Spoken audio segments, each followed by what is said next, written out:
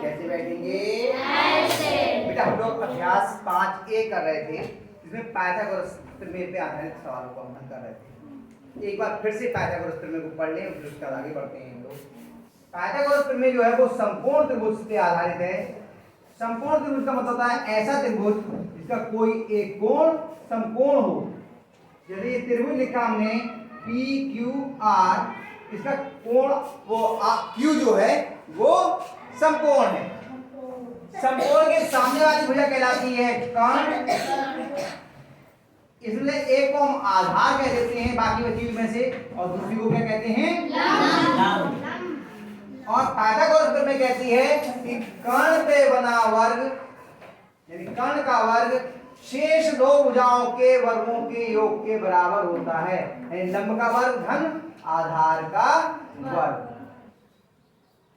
ये है आपकी पाइथागोरस प्रमेय। बहुत जल्दी इसलिए बता दी क्योंकि 2-3 दिन से लगातार मैं बता रहा हूं।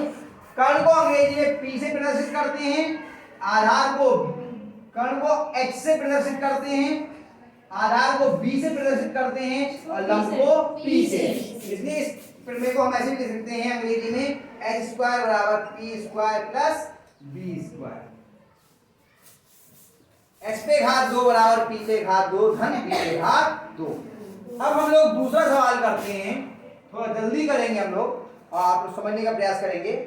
आकृति 5.16, पहले आकृति बना लेते हैं यहां पर।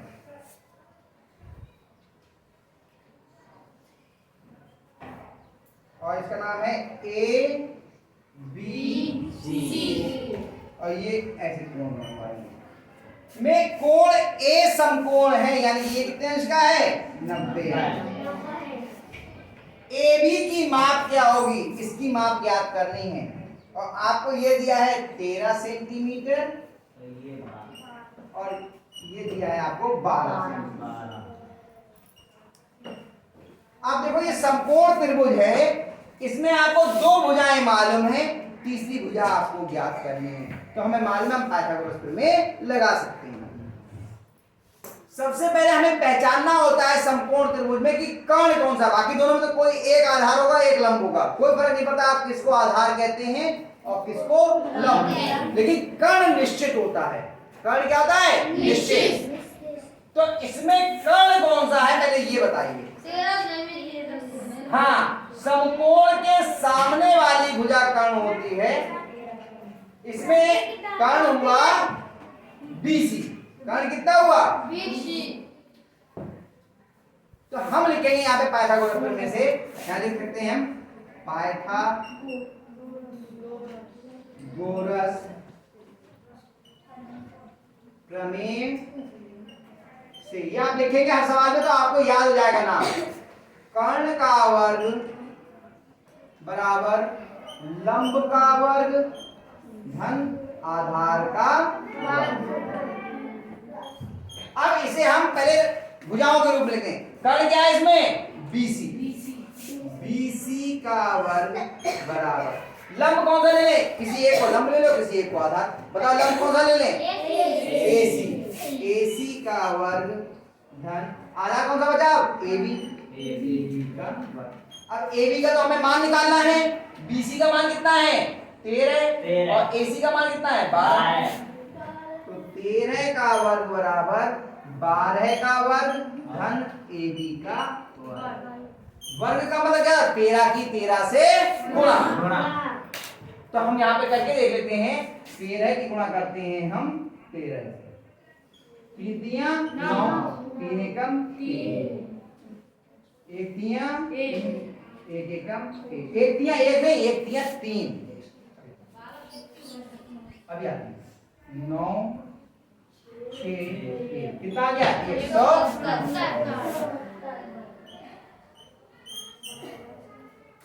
अब 12 गुणा 12 दूनी 24 का 4 हासिल लगा 2 और 12 एकम 12 और 2 14 कितना आ गया 144। 13 का वर्ग हुआ 169 और 12 का वर्ग हुआ 144। धन AB का मान हमें नहीं मालूम, जैसे AB को हमने AB की लिख दिया AB के बाद हमें AB का मान निकालना है, तो जो इधर AB के अलावा वो दूसरी तरफ लेके जाना पड़ेगा। इधर क्या है 144 है, 144 इधर धनात्मक है, इधर कैसे जाएगा, तो 169 माइनस 144 बराबर AB पे घात 2। अब 169 में से 144 क्या करेंगे, घटा देंगे, क्योंकि दोनों अलग अलग चिन्ह के घट जाएंगे। 169 में से 144 घटा देंगे, 9 में से 4 गया 5, 6 में से 4 गया 2, कितना आ गया 25। 25 बराबर AB पे घात 2। लेकिन हमें क्या AB पे घात 2 का मान निकालना है, AB का निकालना है, तो ये 2 घात हटाएंगे तो इसका क्या करेंगे हम, वर्गमूल।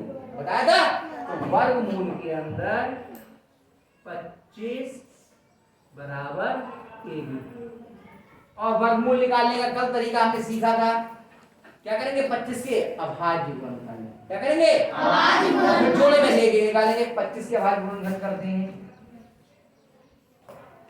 जब हम लोग छठे में पढ़ रहे थे तो मैं लगातार ये बात कह रहा था, अभाज्य गुणनखंड सीख लो, बहुत जरूरी है।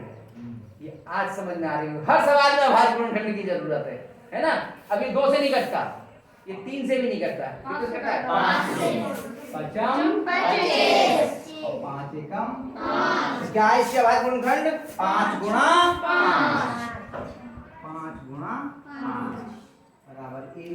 जोड़े में से एक निकल आया, कितना आ गया 5, 5 बराबर AB, यानी कितना हो गया इसका उत्तर 5 सेंटीमीटर। बताओ कौन सा उत्तर सही हुआ, तीसरा उत्तर हुआ। जब बहुविकल्पीय में हमेशा अंत में उत्तर के रूप में जरूर लिखते हैं, उत्तर तीसरा 5 सेंटीमीटर।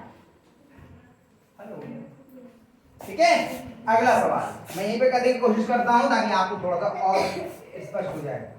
ये तो आपकी जगह छोड़ दी मैंने, ठीक है।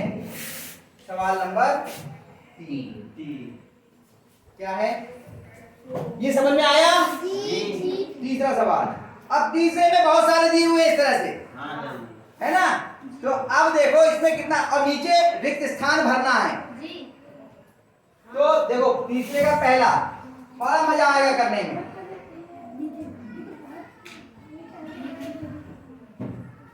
चार x 7। अब हमें मालूम है पाइथागोरस प्रमेय से कि कर्ण का वर्ग इन दोनों के वर्गों के योग के बराबर होगा, ठीक होता है। और या इसका वर्ग निकालेंगे तो कर्ण के वर्ग में से इसका वर्ग घटा दें, इसका निकालेंगे तो कर्ण के वर्ग में से इसका वर्ग।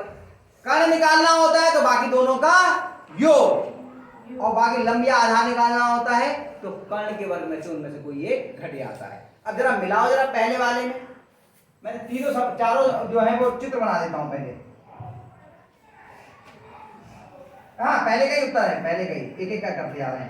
पहले में क्या है देखो, 4 पे घात 2 धन 7 पे घात 2 बराबर कितना होगा बताओ। देखो 4 पे घात 2 धन 7 पे घात 2 किसके बराबर होगा,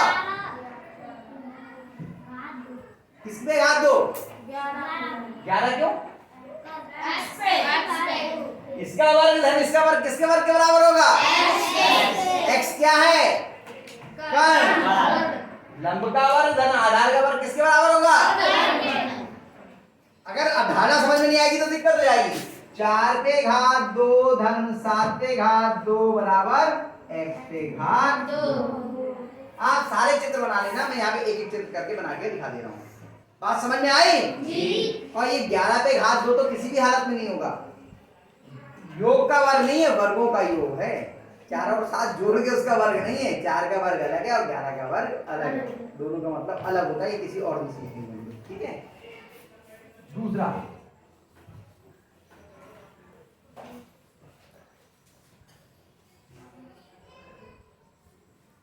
ये है a, ये 5, ये 5।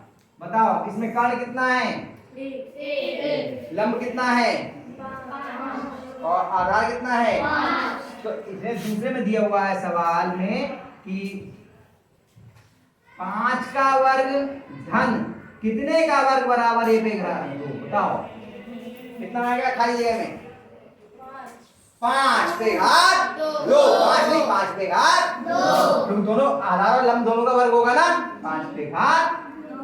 शाबाश बहुत बढ़िया रंजना, तीसरा रंजना ने बताया था ना,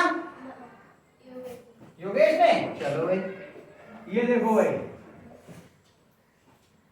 ये सवाल है, ये है 90 इंच का कोण, ये हुआ 7, ये हुआ P और ये हुआ 13। बताओ इसमें कर्ण कितना है? 13। और लंब कितना है? लंब कितना है? हाँ कुछ भी बोल सकते हैं। और आधार कितना है? P। तो बताओ 13 पे घात 2 माइनस P पे घात 7 पे घात 2 किसके बराबर होगा? जब कर्ण के वर्ग में से लंब का वर्ग घटा देंगे तो क्या हो जाएगा? आधार का वर्ग। अब यहाँ P पे घात 2। आ गई बात समझ में? कितने बच्चों की समझ में आ रही है?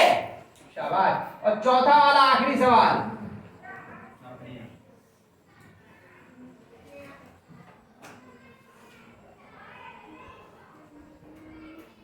ये है 8, ये है y और ये है 10। बताओ इसमें कर्ण कितना है? 10। तो y पे घात 2 बराबर लिखा है 10 पे घात 2 माइनस खाली जगह, बताओ कितना आएगा? y तो है भाई 8 पे घात 2। कितने बच्चों की समझ में आया ये? पक्का? तो दूसरा और तीसरा सवाल हम लोगों का हो गया। इसको आप लोग डाल लीजिए, आगे के सवाल हम लोग